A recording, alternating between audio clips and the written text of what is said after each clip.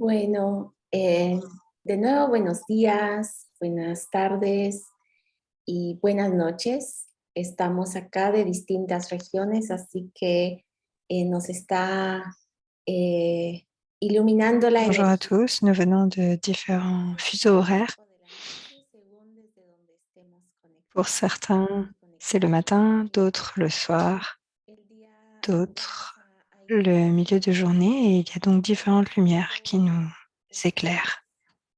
Et nous allons donc entamer cette session par une offrande de lumière. principalmente a todas las mujeres indígenas, niñas y jóvenes En honneur à toutes les femmes, filles, jeunes, autochtones,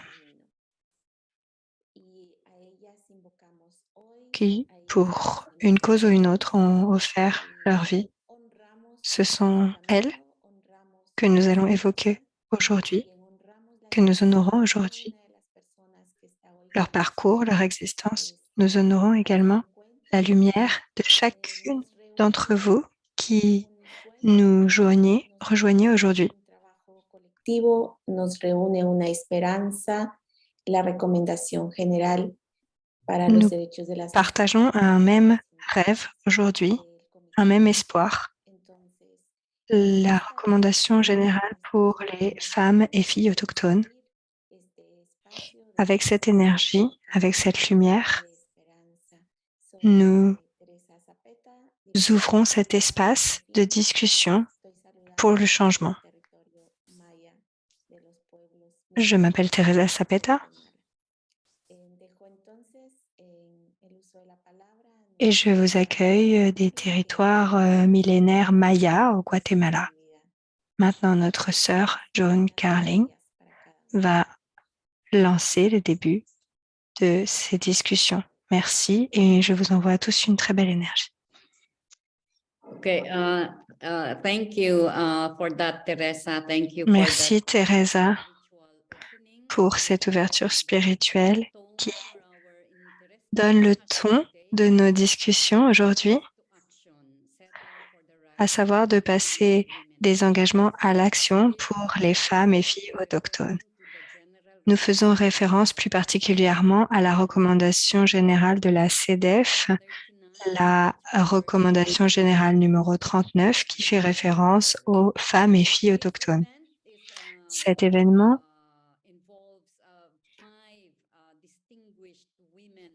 implique femmes, leaders, femmes qui vont nous expliquer ce qu'elles entendent par transformer les engagements en action.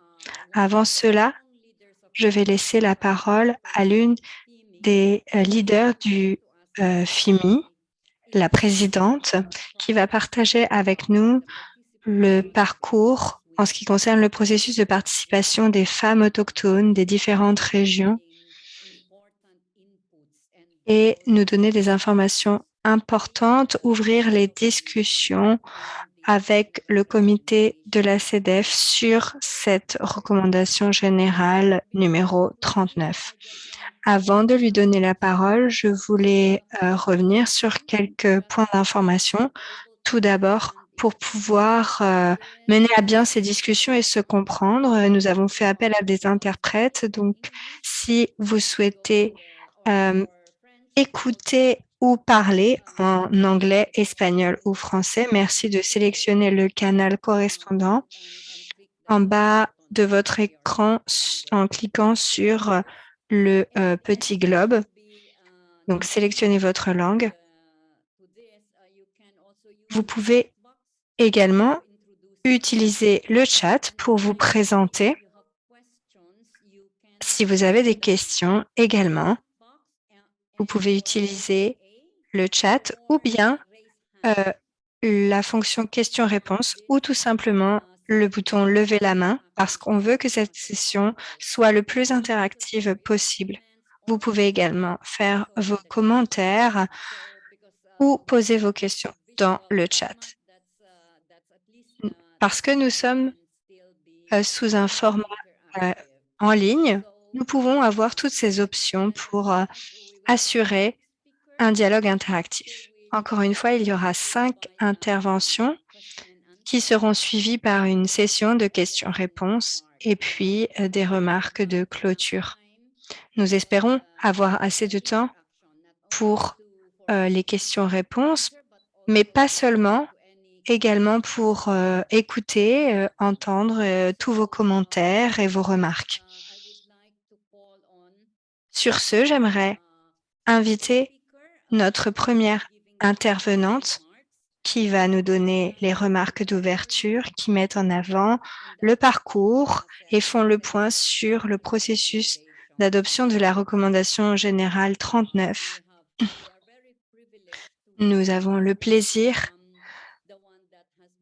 d'écouter une personne qui a été particulièrement impliquée dans ce processus. Elle est la présidente du FIMI, une militante quechua du Pérou qui a dédié plus de 30 ans de sa vie à la défense des femmes et des droits des femmes autochtones. Elle est la coordinatrice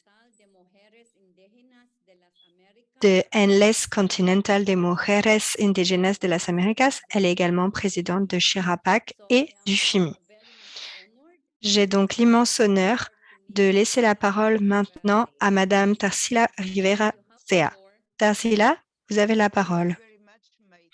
Merci beaucoup, ma chère et ancienne sœur. Je vais parler en espagnol en ce qui me concerne. Mes chères sœurs de tous les différentes régions du monde, les efforts des différentes générations de femmes autochtones ont eu des résultats que l'on peut constater dans différents environnements, dans différents espaces domestiques, locaux, régionaux et mondiaux.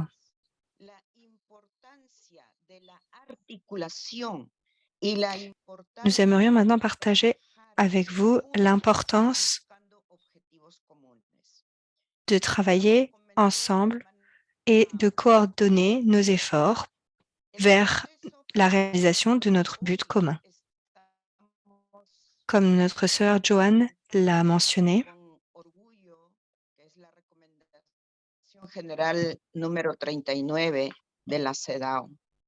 nous parlons avec fierté de la recommandation générale numéro 39 de la CEDEF. C'est un processus qui a démarré il y a 40 ans environ par nos sœurs. Nous avons entamé ce processus à l'instance permanente en 2004. L'instance a demandé à la CEDEF de tenir compte des femmes et des filles autochtones dans ses recommandations. De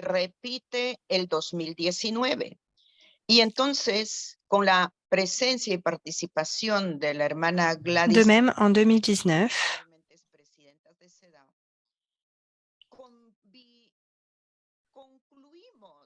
Clarissa Costa, qui est maintenant la présidente de la CEDEF, était présente également et nous avons convenu formellement que tous les efforts de tous les comités participants, mais également de nous, de toutes les régions du monde, de toutes les femmes, de tous les réseaux de femmes autochtones, qu'il était nécessaire de nous approprier ce processus. Donc, lorsque la recommandation générale a été approuvée, sera approuvée, toutes les régions du monde auront fait partie du processus, de ce parcours et pourront être inclus dans cette recommandation générale. C'est l'aspect le plus important. Il s'agit d'une recommandation générale à laquelle nous pouvons participer activement au niveau local avec une portée mondiale. C'est pourquoi elle est si importante.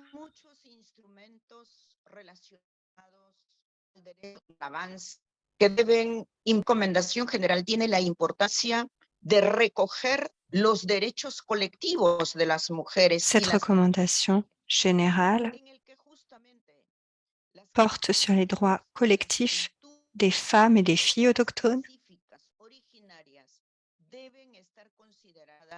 cuando nosotras en nuestros países nos vayamos a relacionar con la justicia, por ejemplo. Il faut prendre en compte toutes les cultures locales.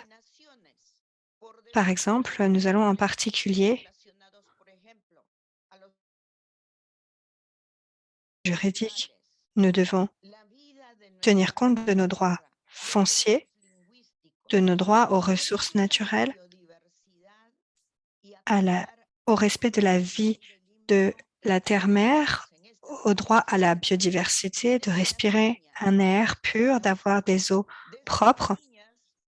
Tous ces aspects doivent être pris en compte et inclus dans cette recommandation générale. Par exemple, le fait que les filles ont le droit de grandir avec dignité dans un système qui reconnaît leurs valeurs et leurs expressions culturelles.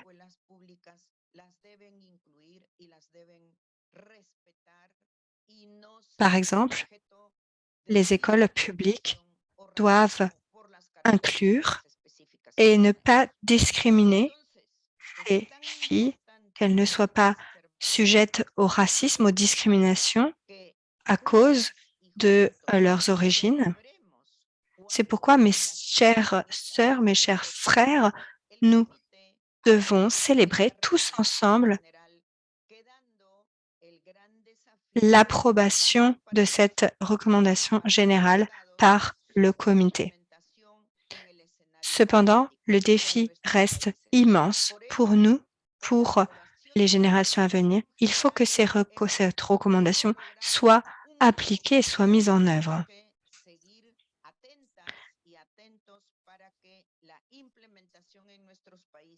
C'est seulement à partir de là que nous pourrons parler de réussite. L'approbation en est déjà une, mais ensuite, il faudra une application sur le terrain dans nos pays. Les personnes qui vont défendre ces droits doivent également être écoutées, protégées en tant que défenseurs des droits et ne pas être persécutées. Sur ce point, Joanne, je vais vous rendre la parole.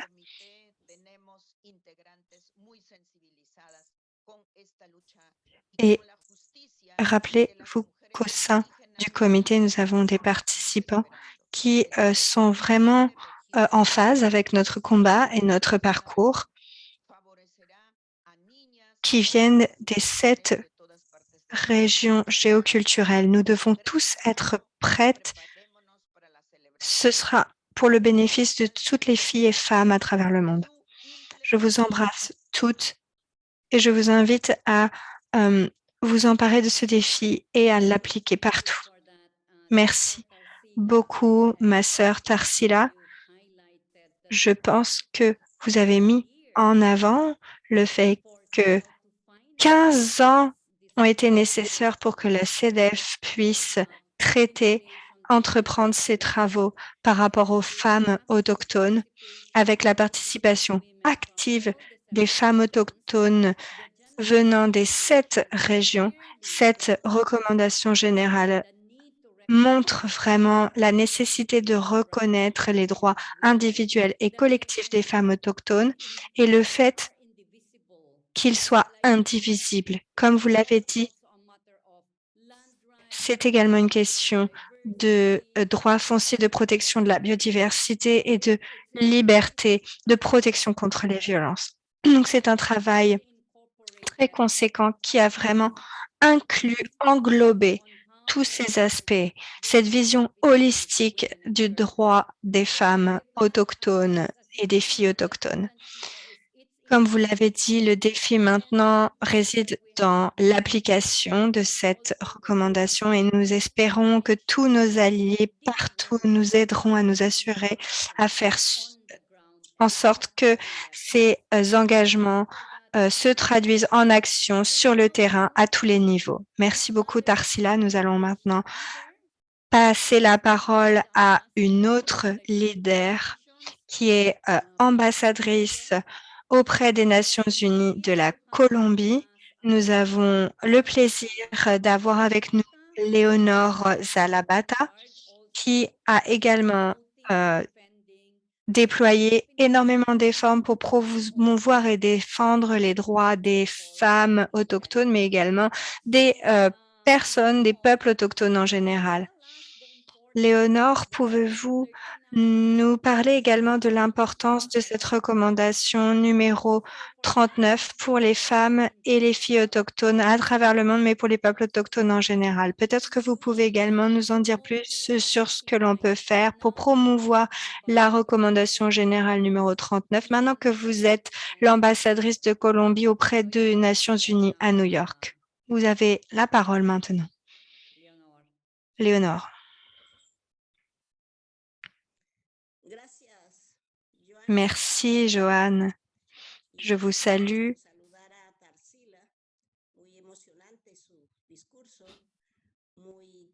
Vous et Tarsila, son discours était très éclairant et de voir ce processus qu'elle a décrit, c'est formidable. Je voulais également saluer Teresa et la remercier pour son ouverture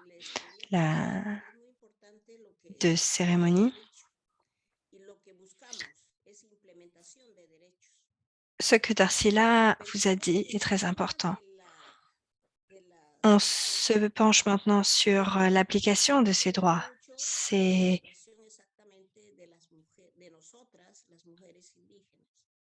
un travail conséquent pour la CEDEF par rapport à la situation des femmes et des filles autochtones.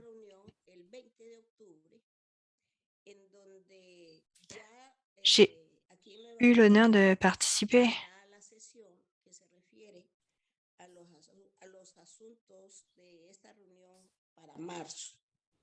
à plusieurs réunions ici à New York et notamment une session durant laquelle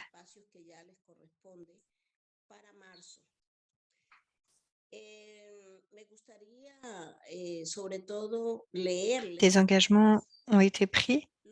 J'aimerais vous lire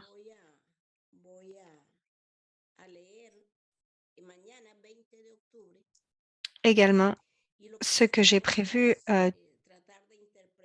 de dire au cours d'une session à venir le 20 octobre.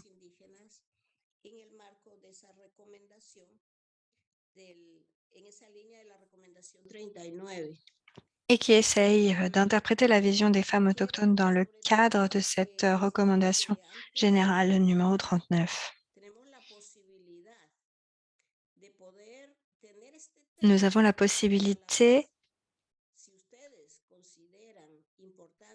de présenter cette déclaration.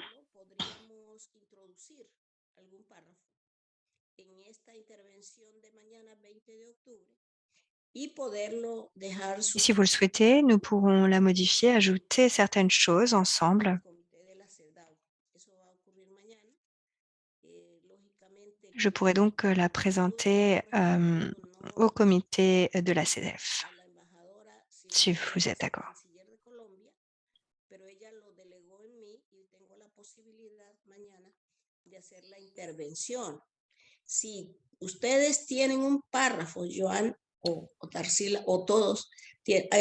C'est le vice-chancelier de Colombie qui m'a chargé de cette déclaration.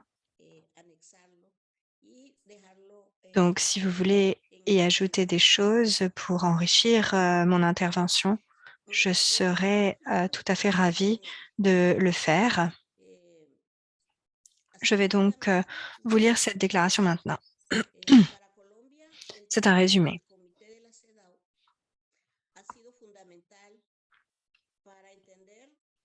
Le travail de la CEDEF a été fondamental pour comprendre l'égalité et le principe de non-discrimination tel qu'il est prévu par la loi colombienne en vertu de la recommandation 39 sur les femmes et les filles autochtones qui a été élaborée est un élément pivot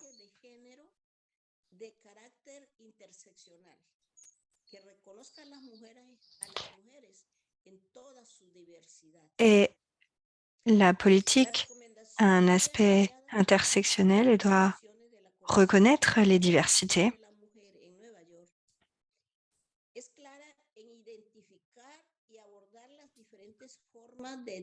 Nous pouvons voir à New York que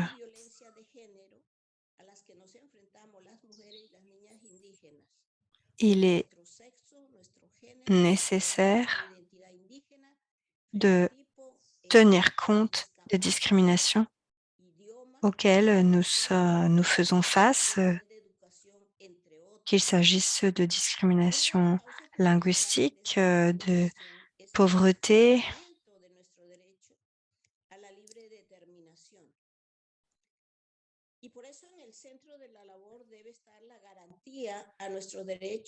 et l'une des raisons principales de ces discriminations, c'est le fait que notre droit à l'autodétermination n'est pas reconnu, ni notre droit à participer pleinement, qui a été au centre des demandes. Notre consentement doit également être respecté, ainsi que la réduction des risques auxquels nous sommes confrontés. Certaines décisions qui nous concernent notamment ne peuvent être prises sans notre implication.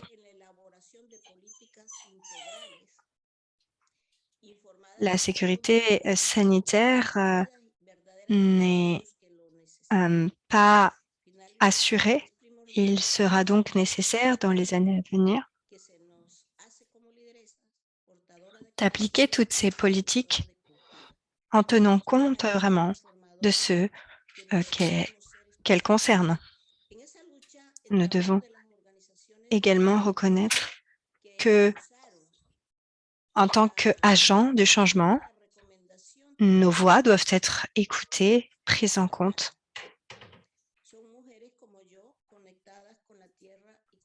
Tous ceux qui ont défendu cette recommandation générale et leurs travaux ont été clés, cruciales. Nous, les femmes, sommes particulièrement connectées à nos terres, à la nature, et nous voulons que cela soit reconnu et défendu. Voilà ce que je vais présenter lors de la session du 20 octobre. Et si vous souhaitez ajouter quelque chose, que j'ajoute quelque chose, si vous pensez à des points qui pourraient enrichir mon intervention, je serais ravie de les inclure. Chaque déclaration que je fais reflète la culture autochtone, que ce soit auprès du Conseil de sécurité.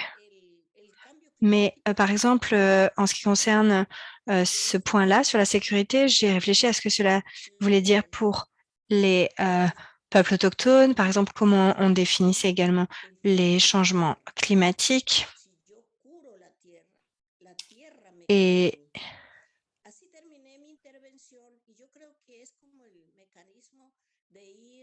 je leur ai dit, par exemple, que si moi, je tombais malade, la terre-mère serait malade également. Tandis que si moi, je prends soin de la terre-mère, elle prendra soin de moi en retour. C'est comme ça que j'ai conclu ma dernière intervention. Je pense que ça reflète bien la mentalité autochtone et l'esprit autochtone. Mais bien sûr, beaucoup de possibilités s'offrent à nous et nous allons continuer à participer à ce type d'événement. comme John Carling l'a fait, ainsi que Tarsila Rivera. Merci beaucoup, Léonore. Merci d'avoir mis en avant les relations réciproques entre les femmes autochtones et la terre-mère, que la santé de la terre-mère va de pair avec la santé des peuples. Vous avez mentionné également l'importance de la recommandation générale numéro 39 et le fait qu'elle porte sur l'application des droits et qu'elle se base sur le principe de non-discrimination et d'égalité pour vraiment répondre à toutes les discriminations auxquelles sont confrontées les femmes et les filles autochtones. Et je pense que cela, c'est vraiment la contribution principale pour les femmes et les filles autochtones, de s'assurer que leurs droits soient protégés, mis en avant par la recommandation générale. Enfin, je crois qu'il est important pour le FIMI de saisir cette opportunité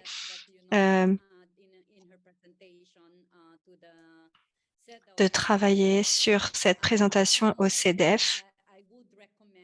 De mon point de vue, je recommanderais de mentionner la nécessité de mécanismes de responsabilisation pour reconnaître les violations des droits des femmes et des filles autochtones, mais des peuples autochtones également, parce que ça n'a pas été inclus, mais nous devons mettre fin à l'impunité et donc ajouter un point sur la responsabilité.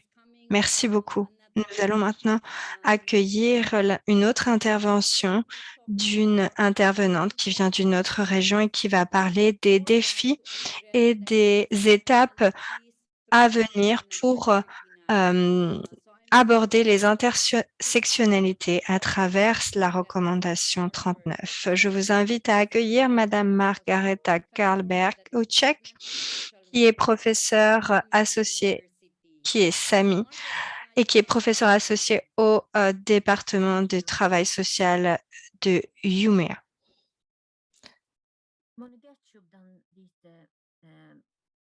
Moni orominen dasni, moni gertjup Mrs. Teresa Sapeta ja Fimi.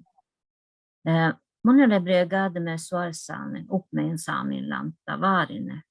Utne moni oromine ja barkomine uppmeisne. That was my mother tongue, Umesaami language. What I said was that J'ai parlé en ma langue maternelle et ce que j'ai dit, c'est que tout d'abord, je remercie Madame Teresa Rivera Serra en tant que présidente du FIMI et à l'organisation FIMI pour m'avoir invitée à cette discussion. Je remercie également les peuples autochtones passés et présents des terres où cette discussion se déroule, de nous permettre de échanger aujourd'hui. Je suis Sami et je fais partie d'une communauté qui vit près des montagnes. Mes ancêtres vivent sur ces terres depuis des temps immémoriaux. Je vis et je travaille toujours dans mon village natal. Mon intervention aujourd'hui est basée sur la recherche que j'ai faite qui porte sur les violences envers les femmes et les filles autochtones et qui a été publiée en 2018. Je fais également référence à un rapport qui a été publié en 2016. Je collabore également avec des peuples et communautés autochtones d'Australie, du Canada, et nous avons constaté des similarités et des différences, bien évidemment.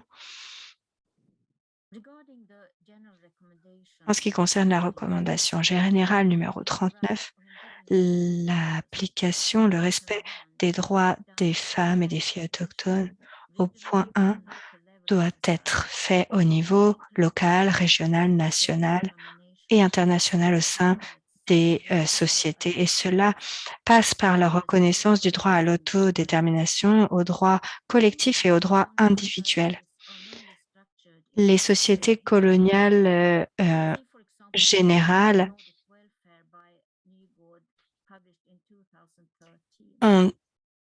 doivent reconnaître ce que l'on appelle le monde occidental. C'est le gouvernement qui détermine comment l'économie doit se développer au niveau local, régional et national. Les législations, les instructions sont élaborées pour faciliter l'application de différentes mesures économiques. Le deuxième point porte sur la définition du concept de discrimination qui doit se faire et qui fait écho à quelque chose que j'ai constaté au cours de mes recherches et sur lequel j'ai écrit dans mon article par rapport aux violences. Les violences envers les femmes et les filles samis sont également des violences environnementales et les violences envers les familles samis sont transmises de génération en génération. Les déclarations de la recommandation générale 39, le consentement libre, préalable et éclairé doit être respecté et cela passe par le droit des femmes et des filles autochtones de parler en leur nom et respecter les savoirs traditionnels ainsi que leurs expériences pratiques.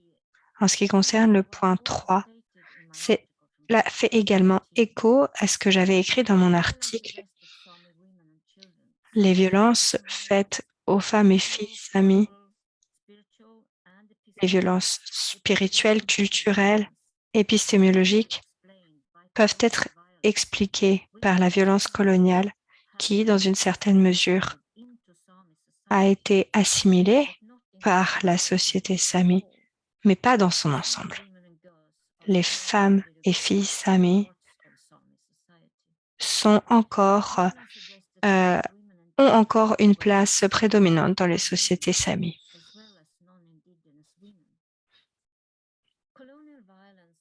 La violence coloniale peut être liée au colonialisme, au racisme et en particulier orientée vers les femmes et les filles. Les femmes et filles autochtones voient leur pouvoir discriminé et rabaissé pour pouvoir prendre le contrôle de ressources naturelles et de terres samis. Les États doivent prendre des mesures actives pour limiter la discrimination des femmes et des filles. Les femmes et les filles, en général, mais ils n'ont pas de mandat pour parler au nom des femmes et des filles. Les services sociaux, l'éducation, la politique, des moyens de subsistance sécurisés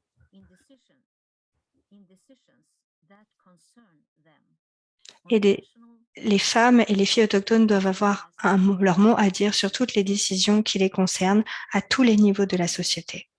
Cependant, dans ces actions, pour des mesures efficaces, les perspectives ne respectent pas toujours les droits des femmes et des filles autochtones.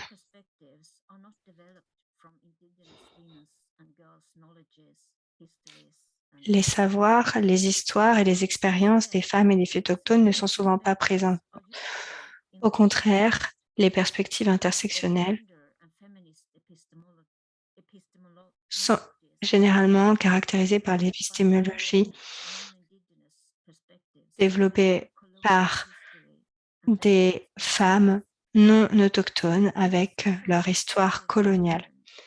Les questions intersectionnelles concernent également la science où des méthodologies sont élaborées au niveau étatique, par exemple, dans le développement de mesures pour les sociétés qui concernent la législation, les services de santé, les services sociaux et l'éducation. Les chercheurs autochtones, notamment Dr. Molar Morkensen, a étudié le féminisme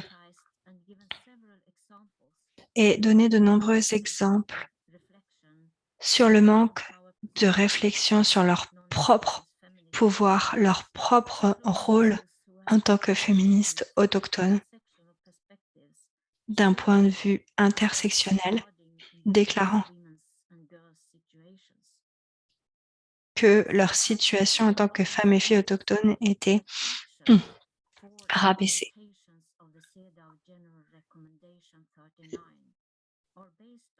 Les actions maintenant doivent être basées sur les savoirs, l'historique et les expériences des femmes et des filles autochtones, ainsi que sur leur participation en termes égaux sur un même piédestal, que ce soit au niveau local, régional ou international. Les femmes et les filles autochtones, que ce soit individuellement ou collectivement, doivent être respectées au même titre que les autres participants.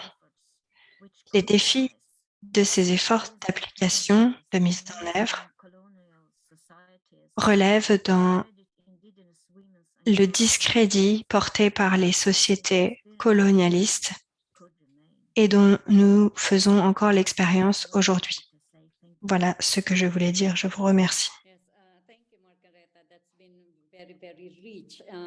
Merci beaucoup. C'était une intervention très dense. Vous avez parlé de toutes les dimensions de violence faites aux femmes, y compris la violence coloniale dont elles subissent les conséquences encore aujourd'hui. C'est important également de mentionner le manque de perspectives intersectionnelles pour les femmes autochtones. Nos histoires, nos savoirs, notre culture ne sont pas pris en compte. Notre appel à action doit donc s'assurer que nos savoirs, les voix des femmes sont portées en avant, en particulier dans notre participation aux prises de décision sur une base égalitaire à tous les niveaux. C'est crucial pour transformer ces engagements en action et notamment la recommandation générale numéro 39. Merci beaucoup, Margaretha, de nous avoir fait parcourir les différentes dimensions des violences et comment nous pouvons utiliser cette recommandation pour faire entendre les voix et améliorer la participation des femmes. Merci. Nous allons maintenant passer à une autre région et notre intervenante va parler de la manière dont la recommandation 39 va renforcer la défense des travaux des femmes autochtones. Les travaux de défense des femmes autochtones. Madame Lucie Moulenquet, qui est vice-présidente du FIMI, qui est une militante en faveur des droits autochtones et des droits des femmes, avec une expérience approfondie des intérêts des pastoralistes et communautés de chasseurs-cueilleurs dans son pays d'origine au Kenya, ainsi qu'au niveau mondial. Elle est également cofondatrice du réseau Biodiversité et Femmes autochtones, et également vice-présidente du FIMI, comme je l'ai mentionné plus tôt. Lucie, je vous laisse donc maintenant la parole. Merci beaucoup, John. Merci à tous les membres du panel. C'était une présentation très intéressante, Léonora. Nous nous souvenons des travaux que nous avons faits ensemble. Je pense que Margaretha a mis en avant différents aspects sur lesquels nous pencher par rapport aux femmes autochtones, que ce soit à tous les niveaux. Je pense que c'est crucial parce que nous avons l'opportunité au niveau mondial de nous assurer que ces résolutions fonctionne bien et soit transformé en action à travers les différentes régions. C'est très important. C'est également important parce que cet outil, cet instrument existe. C'est comme notre propre loi et nous devons maintenant tout mettre en œuvre pour la mettre en application. Nous pouvons travailler avec différents acteurs, différents partenaires pour nous assurer qu'elle soit mise en œuvre et nous assurer, en tout cas, qu'elle soit appliquée au plus près. Cette recommandation 39, elle s'inscrit dans la lignée de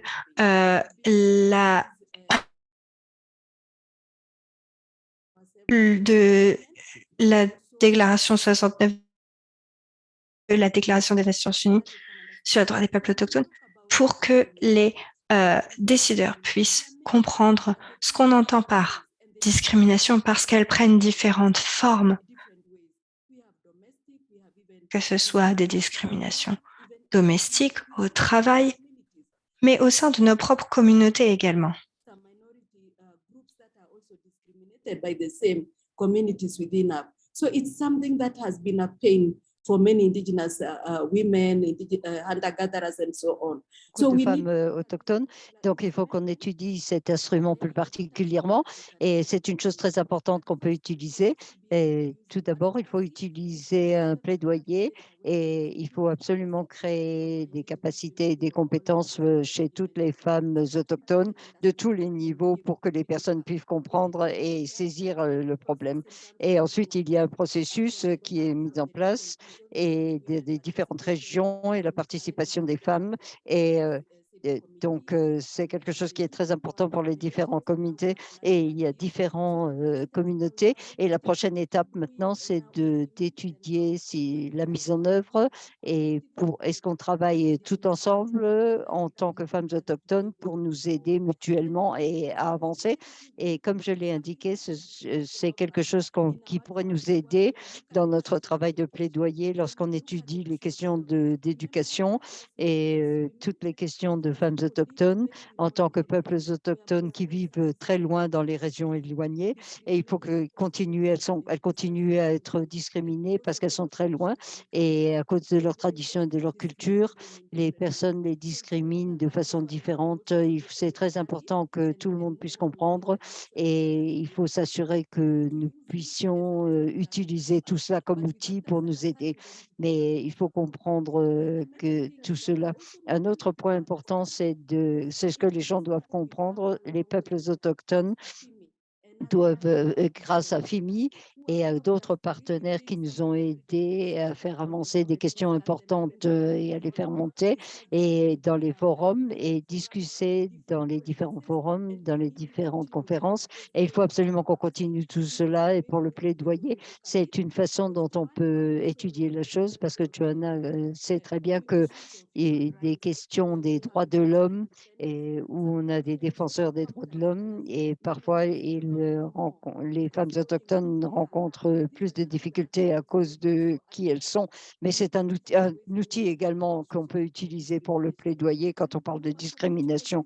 Quand on cherche les opportunités, c'est un outil qui va nous aider à nous assurer que ces opportunités ne soient pas laissées de côté. Les femmes autochtones ne doivent pas être laissées de côté, qu'elles soient incluses également au niveau du gouvernement, mais également aux Nations Unies et dans d'autres domaines. Et il faut absolument qu'on touche d'autres parties prenantes et c'est quelque chose qui est très utile et on ne les atteint jamais, mais il faut vraiment les atteindre parce que parfois on se rend compte que quand ils regardent les femmes autochtones et ils se disent « Ah, elles n'ont pas forcément les connaissances et les compétences, mais on les a, ces connaissances et ces compétences et on est capable de le faire et on peut faire avancer les choses et il faut que les femmes autochtones avancent encore et se fassent remarquer. Il faut qu'on arrive dans les différentes communautés, dans les différents comités et il faut toujours se souvenir et on travaille ensemble dans le monde entier, que ce soit l'Asie, l'Amérique latine, l'Europe et des amis comme Margarita. Et c'est vraiment quelque chose de très clair. Et elle a dit clairement que ces questions de discrimination sont là. Nous devons absolument, nous avons des leaders, mais il faut absolument que ces personnes puissent nous aider à utiliser cet outil de façon très forte et solide pour le plaidoyer. Et il faut qu'on fasse ça tout le temps. On dispose de cela, il faut l'utiliser, il faut s'assurer que les personnes à tous les niveaux sachent l'utiliser. Je voudrais juste en appeler à nous toutes parce que c'est quelque chose qui est vital en termes d'aide. Il faut plaider il faut plaider pour notre cause et dans le monde entier. Merci beaucoup. OK.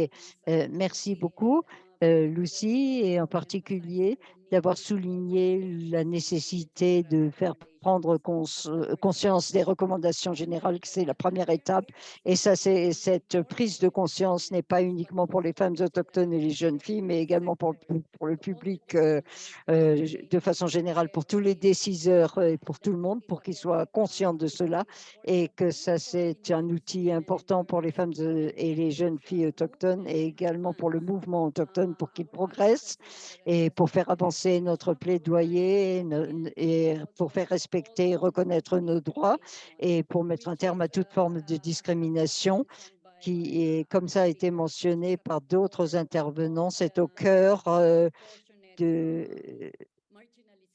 la marginalisation disproportionnée des femmes autochtones. Et ce que vous avez mentionné, il faut absolument qu'on étudie ça, comme l'éducation, les conditions de santé, comme quelque chose, comme des éléments vitaux de notre plaidoyer, parce que les femmes autochtones sont en fait laissées au bord de la route de façon disproportionnée en termes de santé, d'éducation et en termes économiques. Et comme vous l'avez dit, les femmes ne devraient pas être laissées de côté maintenant que nous avons un outil pour faire avancer nos droits avec l'article 39 de CEDAW. Et je crois que, merci Lucie, pour finir, nous avons un intervenant très important et nous sommes privilégiés d'avoir une juriste autochtone du Guatemala. C'est également une activiste de droits humains et politicienne et elle est membre du Congrès depuis janvier 2020 et elle a été secrétaire générale depuis 2019 au Guatemala et à l'Association du Guatemala. Nous sommes privilégiés d'avoir mis Sonia Gutiérrez qui va faire une présentation sur les stratégies pour la mise en œuvre efficace de l'article 39. Sonia, la parole est à vous.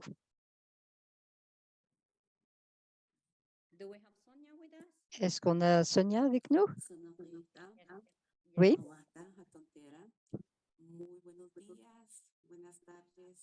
Bonjour, bonsoir.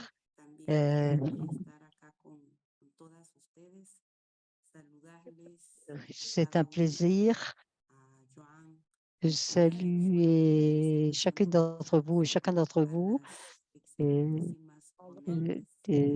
nous a tous présentés et tous les intervenants très exceptionnels que nous avons entendus et les femmes plus âgées qui partagent ce panel avec nous.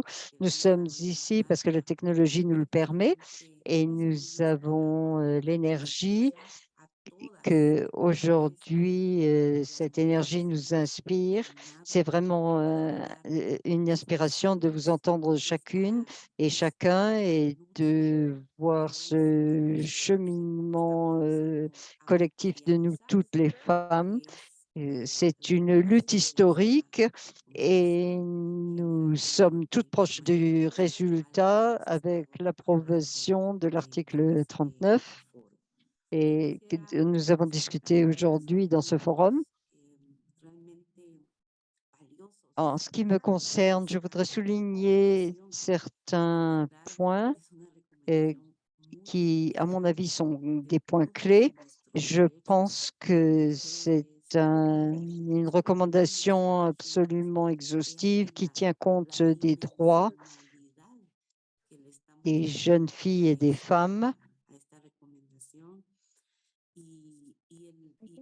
Je pense que c'est un article, que c'est une recommandation exhaustive et nous voyons qu'elle reconnaît juridiquement les femmes autochtones parce que traditionnellement, il n'y a pas eu de visibilité pour nous autres quand on parle des gouvernements et des politiques publiques et du droit.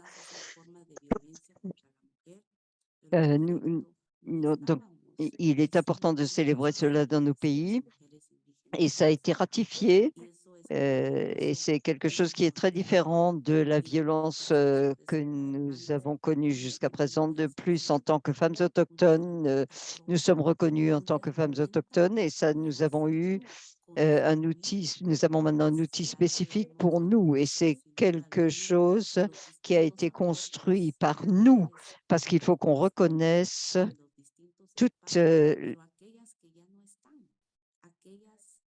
les différences qui ont été mises en avant et toutes les femmes qui ont partagé cet espace.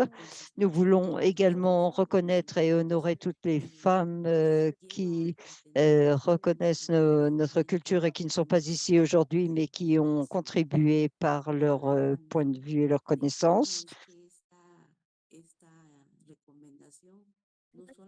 Je voudrais parler également de ces recommandations générales et comment elle nous donne, cette recommandation nous met en avant, nous met dans la lumière et que c'est une perspective intersectionnelle parce que nous avons connu différentes discriminations, mais cette recommandation nous donne également un objectif et elle nous montre le chemin et elle nous dit ce qu'il faut faire pour élaborer des stratégies de mise en œuvre. Et cette recommandation générale dit comment les États doivent construire des politiques et pas uniquement dans le droit et la politique, mais ça va bien au-delà et mentionne qu'il faut absolument mettre en œuvre des politiques pour garantir et protéger tous nos droits. Donc, on parle en fait de nos droits absolument absolus et généraux. Et ça, on va voir le point de vue des femmes autochtones. Et tout ce qu'on voit, et ce qu'on voit en fait, c'est que les femmes autochtones, toutes les femmes autochtones dans le monde entier existent et ça se montre, ça se traduit dans ces recommandations et c'est vraiment quelque chose de très important pour chacun d'entre nous. D'un autre côté, je voudrais souligner que nous avons avancé, nous avons progressé de manière fondamentale parce que nous avons fait avancer les droits humains des femmes et nous avons vu des efforts et nous devons reconnaître que cela s'est fait grâce aux organisations de société civile, aux organisations des femmes autochtones, parce qu'elles avaient tous ces outils juridiques et c'est elles qui ont rendu la chose possible pour que nous ayons ceci et qui ont rendu possible d'avoir cet outil public. Mais comme la recommandation 39 le mentionne, ça ne suffit pas, étant donné tout ce que les femmes autochtones rencontrent toujours à ce jour. Et je crois qu'il faut absolument reconnaître le travail de ces femmes, par exemple au Guatemala. Et nous avons un agenda articulé pour les femmes autochtones. Puis on a une autre organisation, mais peut-être que tout n'a pas été rempli, enfin, mais on y travaille. Et nous sommes vraiment, nous sommes au fond de la chose, mais on a de nouvelles lois et nous avons reconnu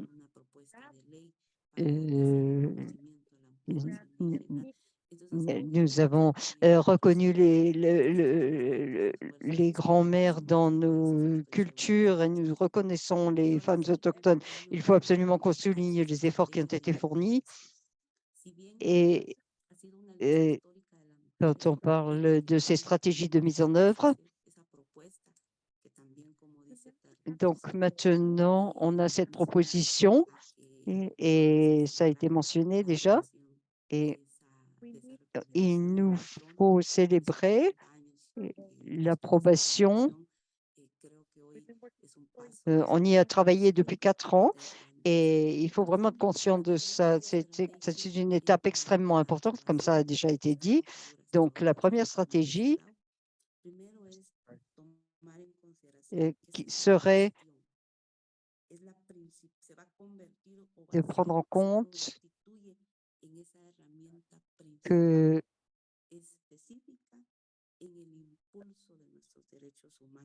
ce sera quelque chose de très important. C'est l'outil principal qui va faire avancer nos droits en tant que femmes autochtones et jeunes filles autochtones.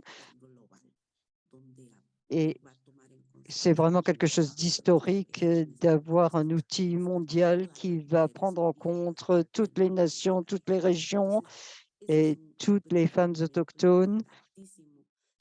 Et c'est un élément très important. Mais il y a quelque chose d'autre qui est important. Il faut que nous nous approprions, nous, les organisations de femmes et les peuples et les personnes en général doivent avoir des outils qui sont construits par les femmes parce que ces outils ont été construits par les femmes et par différentes femmes et c'est quelque chose qui est différent, c'est quelque chose qui est fondamental et il fallait travailler là-dessus parce que il y a plus d'articulation et il faut mieux articuler entre les différentes femmes, entre les différentes activistes, entre les différentes personnes qui luttent pour les droits des femmes autochtones. Et nous devons avoir un plan d'action qui nous permet de mettre en œuvre ces actions dans quelque temps et ce serait quelque chose de très important et ce sera quelque chose de très important une fois que cette recommandation générale 39 sera acceptée.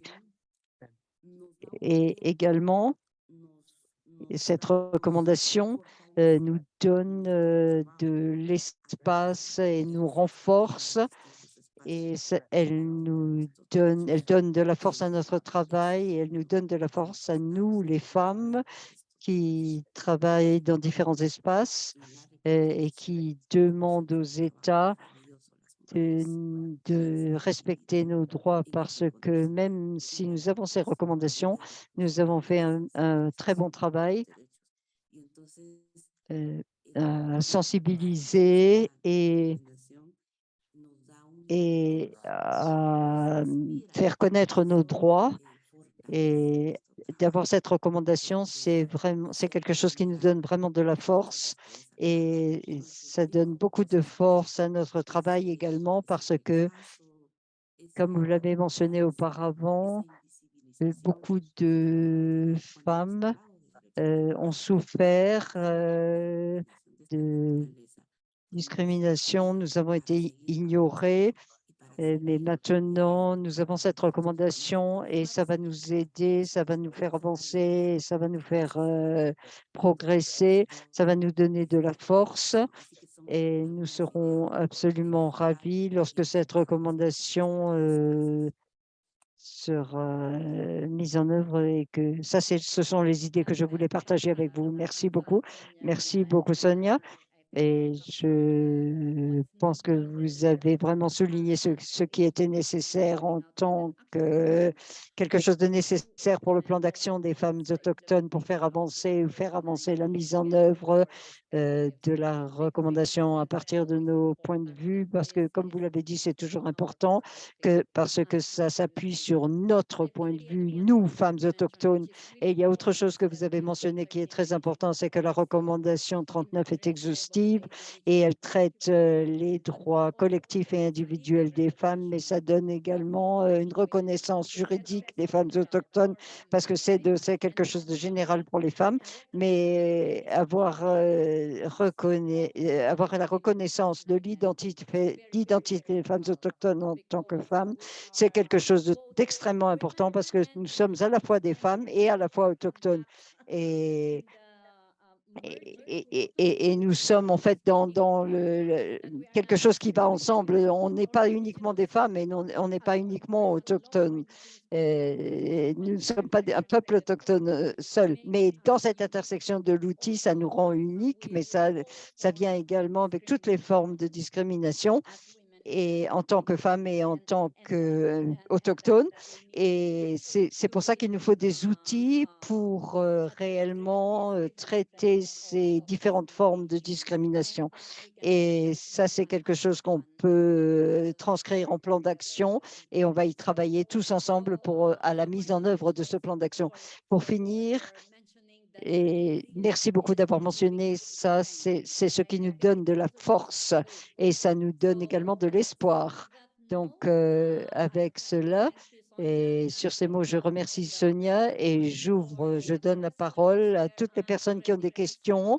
Il y a déjà des questions qui ont été soulevées dans le questions et réponses. Elles sont en espagnol. J'ai demandé à mes collègues, à l'ANCA, de les traduire.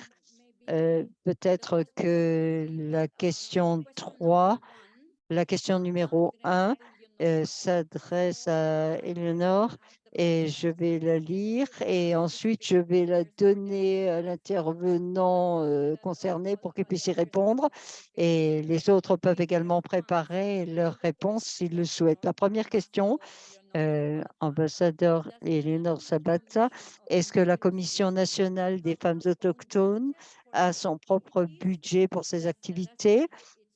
Est-ce qu'elle a ses responsables et où est-ce qu'on peut trouver les ressources pour les activités qui ont été menées depuis 2020? Ça, c'est pour vous, Eleanor. Je vais lire la question avant de donner la parole pour que les autres peuvent se préparer également. Question numéro 2, c'est une question générale. Bien que ces recommandations soient mises en avant pour résoudre le problème de droits des femmes autochtones, mais comment est-ce qu'on arrive à les mettre en avant puisque les informations ne vont pas jusqu'aux communautés? Un atelier n'est pas suffisant pour s'approprier les informations. Donc, tous les intervenants qui veulent répondre à cette question peuvent le faire. Et la question numéro 3, de Guachera, de la péninsule du Venezuela. Quelles stratégies sont mises en avant pour faire entendre la voix des femmes autochtones qui vivent dans des régions d'accès difficiles et dont les droits fondamentaux sont violés, qui sont victimes de formes multiples d'exploitation et de discrimination? Ces femmes ne connaissent pas les progrès faits en termes de droits des femmes autochtones et des jeunes filles autochtones. Donc ça, c'est la question est posée par la question Goya. Donc, une réponse rapide, Eleanor, sur la Commission nationale des femmes autochtones. Léonore? Merci beaucoup. Merci. Donc, la question qui m'a été posée concernait les droits. Je suis convaincue que ces processus avancent doucement. elle se concentre sur sur notre propre pays, mais elle ne touche pas tous les peuples autochtones. Elles ne sont pas arrivées à tous les peuples autochtones. Cela dépend de nos situations nationales. Et les femmes autochtones et les organisations des femmes autochtones n'ont pas suffisamment de temps pour toucher 114 000 peuples autochtones. Ils sont en plan. Elles travaillent, elles y travaillent, elles font avancer les choses, mais elles suivent un processus. Et il est fondamental de souligner que tout ce qui est lié aux peuples autochtones, par exemple, donner un accord à leurs autorités pour qu'elles soient consultées et jouent un rôle clé et qui impacte également les femmes autochtones. Nous faisons partie des peuples qui ont perdu leurs valeurs, leurs droits, leurs coutumes, leur histoire, et le système a affecté les peuples autochtones. Et les peuples autochtones ont été affectés par tout cela, et ça affecte même davantage les femmes et les filles des peuples autochtones. Donc, il faut récupérer toutes ces valeurs pour les filles et les femmes autochtones.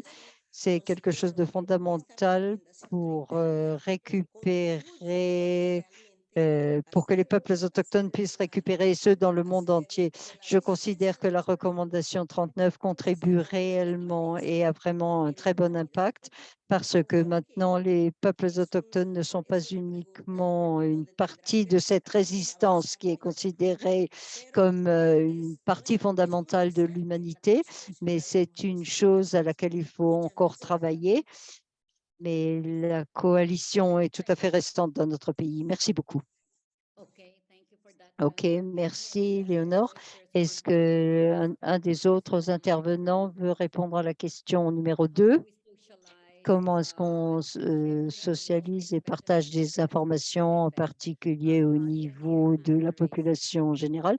Lucie, je vois que vous avez la main levée. Oui, j'ai levé la main parce que je pense qu'un des domaines qui est très important et on peut utiliser les réseaux sociaux qu'on trouve partout dans le monde et les jeunes s'en servent et ils se servent également de cela pour s'éduquer et pour la communauté, on peut utiliser la radio parce que nous avons tant de radios FM, tant de radios locales dans toutes les parties d'Amérique latine, d'Asie et d'Afrique où on a l'habitude des langues vernaculaires et les ambassadeurs et les gens qui travaillent déjà avec les communautés, on peut utiliser cette opportunité, une opportunité vitale pour s'assurer que chaque fois que la communauté se forme dans n'importe quel domaine, on fait ressortir cette résolution, le cadre de cette résolution. C'est une excellente opportunité pour le faire et on peut utiliser les jeunes qui sont déjà dans les villages et qui ne travaillent pas beaucoup, mais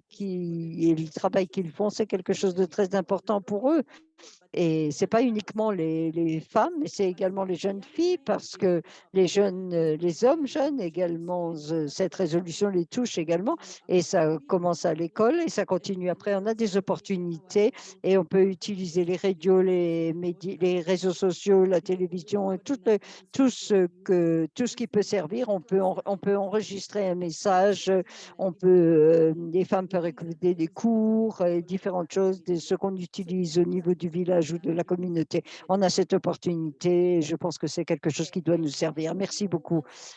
Quelqu'un d'autre veut répondre à la question numéro 2 ou est-ce qu'on passe à la question numéro 3?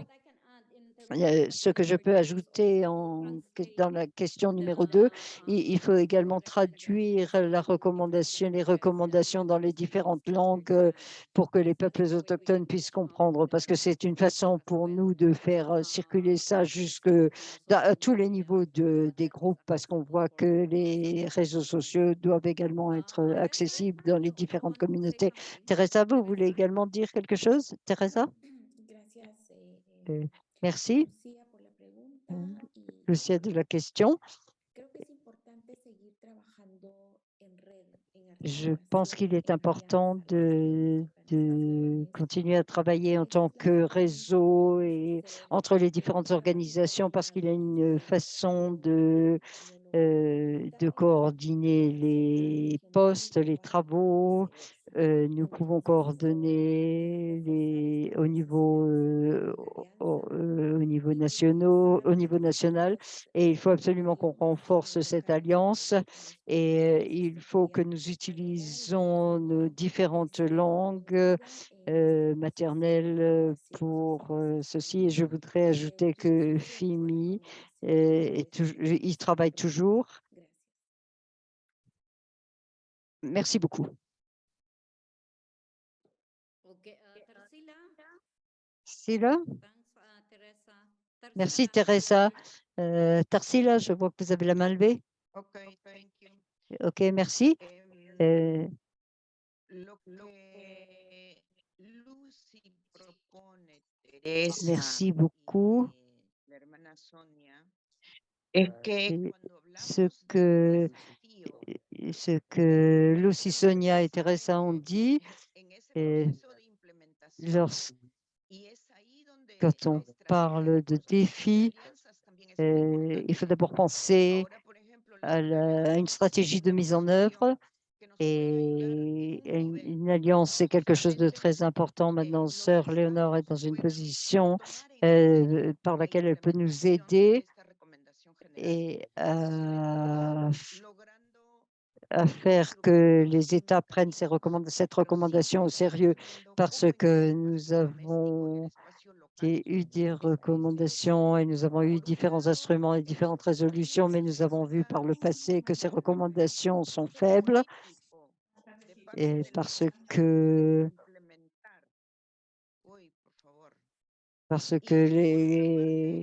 la roue politique, et parce qu'il n'y avait pas de volonté politique pour mettre tout cela en œuvre. C'est également très important que nous soyons articulés du point de vue local, mais également avec les organisations nationales. Et nous savons que les organisations qui travaillent et on sait que ça fonctionne dans le monde entier. Il faut également qu'on soit articulé mondialement au niveau du FIMI et nous savons que c'est comme un grand réseau et une chaîne qui forme un cercle et un cercle qui continue et c'est très important que nous utilisions les médias au niveau local pour que les peuples soient au courant de ces recommandations. Et beaucoup de personnes, beaucoup de peuples que ya lee y escribe. Entonces, es todo un trabajo en el que ne savent pas lire et ne parlent pas les différentes langues, mais certains peuvent lire et écrire dans leur langue et c'est important que cette mise en œuvre soit faite de manière appropriée. De ce fait-là, il faut renforcer il faut les renforcer et il faut reconnaître que c'est quelque chose de très important et c'est une des choses les plus importantes qui nous arrivent et il faut articuler tout ça et je crois que chacun d'entre nous, c'est important et peu importe où que nous soyons et qui nous soyons, chacun d'entre nous peut ouvrir des portes même si c'est uniquement en parlant de cela. Donc, félicitations mes sœurs et sœur Léonore, on aura besoin de vous et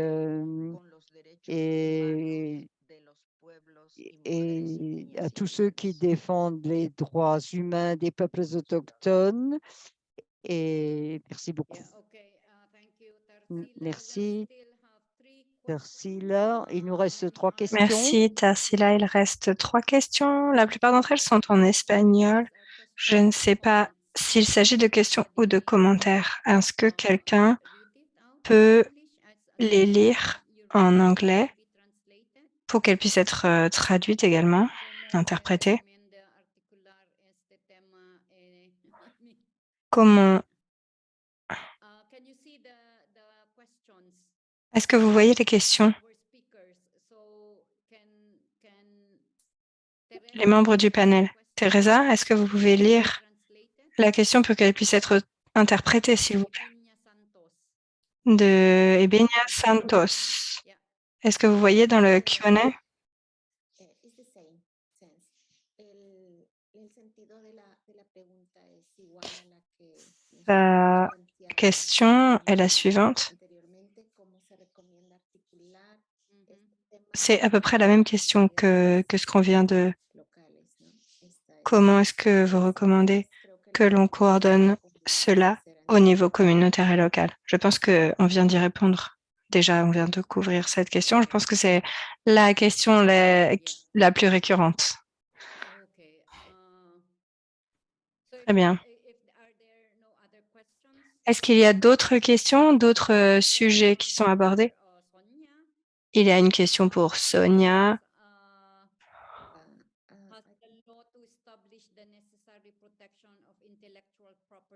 Est-ce qu'il y a une loi pour établir la propriété intellectuelle au Guatemala? C'est une question qui est adressée directement à Sonia. Sonia, est-ce que vous voulez y répondre? Vous avez des commentaires? Je vous laisse la parole pour répondre brièvement à cette question sur les droits de la propriété par rapport au tissu. Oui.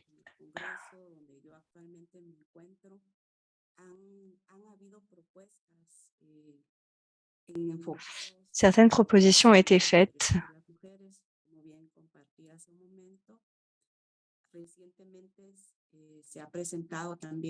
comme je l'ai dit précédemment.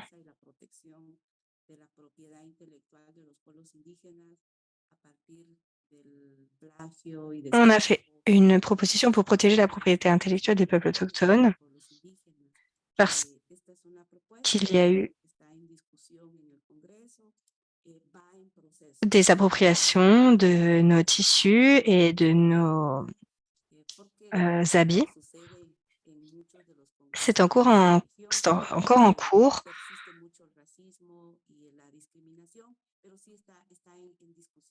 Parce que dans notre région, il y a beaucoup de discrimination et de racisme. Mais on va insister, on va faire pression et toutes les organisations vont travailler en ce sens. Merci. Merci Sonia. Je vois que Margareta a également levé la main. Je pense qu'elle veut répondre à certaines des questions. Margareta, vous avez la parole maintenant. Merci. Je fais référence à la question sur l'application, la mise en œuvre et nous assurer que cette recommandation soit appliquée et mise en œuvre.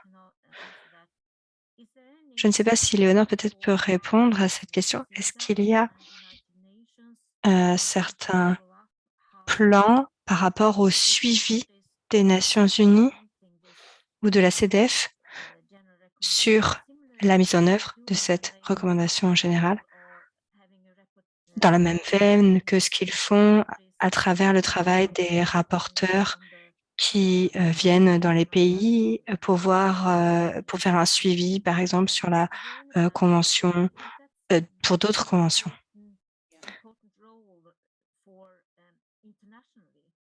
Ce serait un rôle important au niveau international de voir comment cette recommandation est diffusée et appliquée et au sein des pays.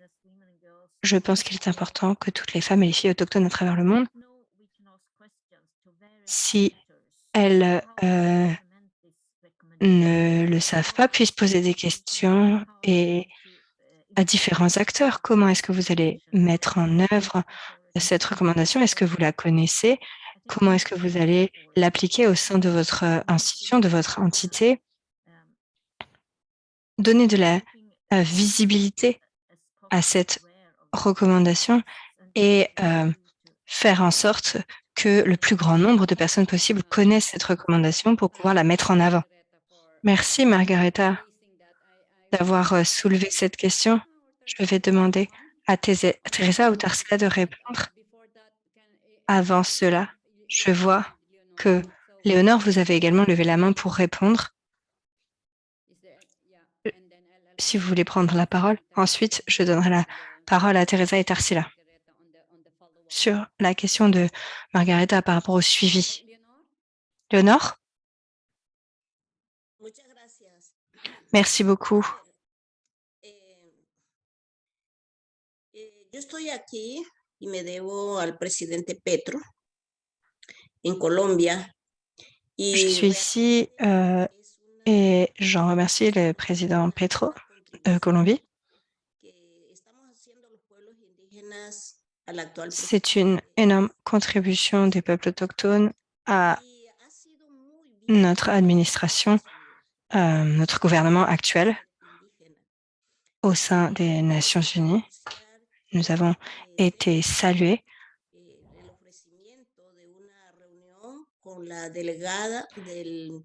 J'aimerais vous informer que je vais participer à une réunion avec les délégués du secrétariat général et nous allons parler des femmes et des filles avec les COSOC également. J'ai également été invitée par l'ambassadeur des États-Unis auprès des Nations Unies. Elle est afro-américaine et nous voyons que la diversité féminine est plus apparente. C'est assez intéressant. Ça fait un mois que j'ai pris mon poste au sein de l'ambassade. C'était au milieu du Conseil de sécurité qui a eu lieu le 12 octobre. Donc, je découvre encore cet environnement, mais je prendrai toujours en compte les questions autochtones et tout commentaire ou réflexion que vous ayez sur les femmes ou les filles autochtones sera bienvenu. Je dois vous laisser, malheureusement maintenant. Je vous remercie infiniment, John, et toutes les autres. Merci. Merci infiniment. Merci, Léonore. On reste en contact, bien sûr. Bon courage dans vos travaux. J'appelle maintenant Teresa et Teresa à répondre brièvement à la question de Margaretha par rapport au suivi sur l'application de la recommandation. Teresa, je vous donne la parole.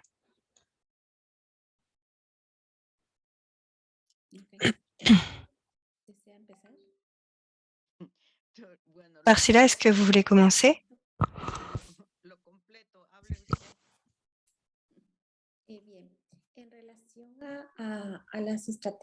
Après vous, en ce qui concerne la stratégie de suivi,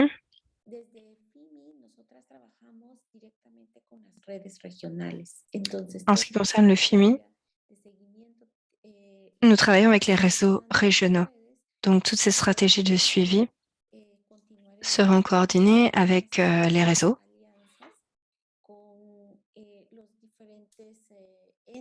On va continuer à mettre en place des alliances avec toutes les organisations et tous les mécanismes concernés, également les associations qui se réunissent chaque année. Il y a également l'instance permanente. Nous avons des travaux fondamentaux avec lesquels nous devons assurer un suivi, ainsi qu'avec les universités, mais en particulier, principalement avec les réseaux régionaux. Différentes organisations ont différents programmes et nous allons mettre en avant les questions de suivi sur l'application de la recommandation générale parce qu'une fois qu'elle est approuvée et ratifiée, ça nous apportera un cadre de travail. con todas las regiones. Es lo primero que puedo comentar. Donc, elle sera utilisée, appliquée dans chacun de nos programmes de travail. Do you want to add anything, Tarsila? Merci. Tarsila, est-ce que vous voulez ajouter quelque chose? Go ahead. Oui, s'il vous plaît.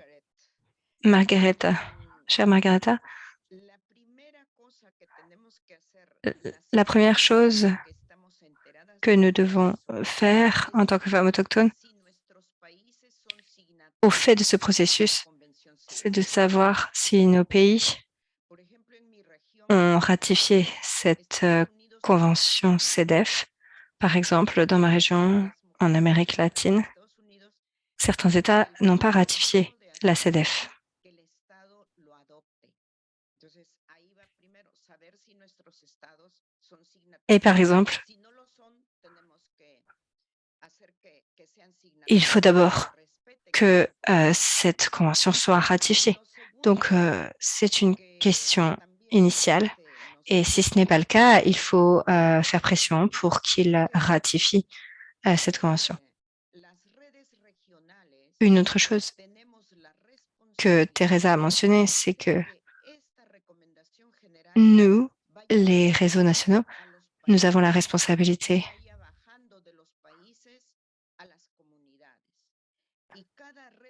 d'intégrer cette recommandation générale et de la faire parvenir aux communautés. Chaque réseau national a la responsabilité de diffuser au sein de ses propres régions, dans ses propres langues, les informations de manière accessible en tenant compte des us et coutumes de chaque peuple. Parce que le FIMI est un mécanisme mondial qui s'articule autour de différents réseaux. Bien évidemment, il faut avoir un plan mondial avec une application régionale.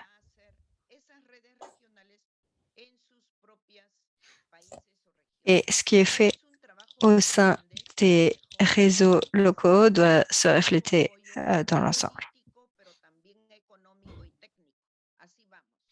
C'est un travail très complexe. Nous allons avoir besoin de beaucoup de soutien politique, technique.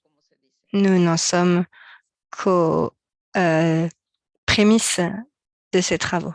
Donc, chacun va devoir redoubler d'efforts. Merci beaucoup. De mon point de vue, je pense que c'est une question cruciale, Margaretha, et je remercie les réponses de Teresa et Tarsila. Ce que je pourrais ajouter, c'est que peut-être nous pouvons demander à la CEDEF également de demander aux États membres de soumettre un rapport à 3 ans sur la mise en œuvre de la recommandation GR 39, mais également un rapport par les femmes autochtones qui nous permettrait de faire notre propre suivi de cette mise en œuvre. C'est un premier point. Deuxièmement, on peut demander à l'ONU Femmes d'avoir un dialogue interactif sur la manière dont l'ONU Femmes va intégrer cette recommandation 39 dans leurs travaux, ainsi que toutes les autres agences de l'ONU qui soutiennent les peuples autochtones. Ce serait intéressant de voir comment ils vont intégrer cette recommandation numéro 39 dans leurs travaux, dans leur programme, et voir comment on peut suivre cette intégration et cette mise en œuvre et comment on peut les soutenir pour avancer dans ce sens. Beaucoup peuvent soutenir la sensibilisation et la diffusion d'informations sur la recommandation 39. Ils peuvent apporter des traductions, produire des documents. Il faut qu'on réfléchisse à quels sont nos alliés dans la promotion de cette recommandation. On peut également se réunir avec des organisations de femmes et voir comment elles peuvent soutenir cette recommandation. Comme Tarsila l'a dit, nous en sommes aux prémices, mais nous avons beaucoup d'opportunités que nous pouvons saisir pour tous ensemble, pas juste nous en tant que femmes autochtones, mais avec différents acteurs, travailler ensemble pour faire pression pour la mise en œuvre de cette recommandation générale numéro 39. Avant de conclure, je voudrais faire quelques remarques de clôture. Quand on revient à notre idée de transformer les engagements en action, ce que je retiendrai de toutes les interventions aujourd'hui, qui ont été toutes très riches, il s'agit de sensibiliser sur les femmes autochtones et les autres aspects de la recommandation générale numéro 39 sur leur savoir. Transformer les engagements en action, c'est également trouver des mécanismes pour répondre aux discriminations et aux violences auxquelles sont confrontées les femmes et les filles dans toutes leurs formes. Transformer les engagements en action, cela signifie également de réformer les politiques pour supprimer toutes les lois discriminatoires et faire pression pour le respect et la reconnaissance des droits des peuples autochtones, des femmes. Cela signifie que les droits des peuples autochtones et des femmes autochtones doivent être protégés par les États et autres acteurs. Et enfin, transformer les engagements en action, cela signifie faciliter l'accès à la justice pour toutes les victimes de violences, y compris les femmes autochtones, et garantir la protection des femmes autochtones militantes des droits de l'homme qui sont à risque. Transformer les engagements en action, c'est également renforcer les réseaux de collaboration des femmes autochtones pour continuer à les autonomiser et à faire progresser la reconnaissance de leurs droits, mais également promouvoir et prendre des engagements solidaires contre le racisme et faire appliquer les droits des femmes autochtones pour promouvoir la non-discrimination, l'égalité, s'assurer que des mécanismes pour la participation pleine et entière des femmes autochtones soient établis à tous les niveaux et dans toutes les dimensions qui concernent les femmes autochtones. C'est à travers notre participation concrète aux organes décisionnaires que nous pourrons nous assurer que nos droits, nos opinions et notre bien-être sont pris en compte.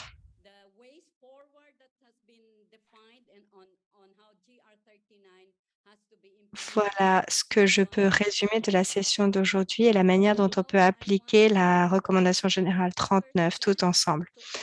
Sur ce, je remercie tous les sponsors de cet événement, tous les participants, le FIMI, d'avoir rendu cela possible. Je remercie et je vous fais part également du fait que mon organisation travaillera étroitement avec le FIMI et les organisations des femmes autochtones pour faire progresser l'application, la mise en œuvre de la recommandation générale numéro 39.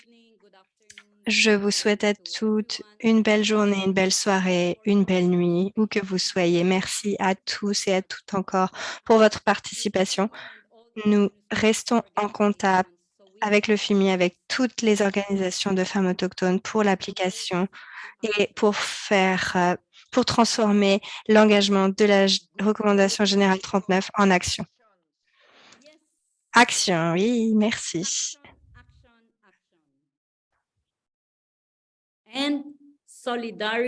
Action et solidarité, autonomisation des femmes autochtones. Merci. Collectively, we can make it.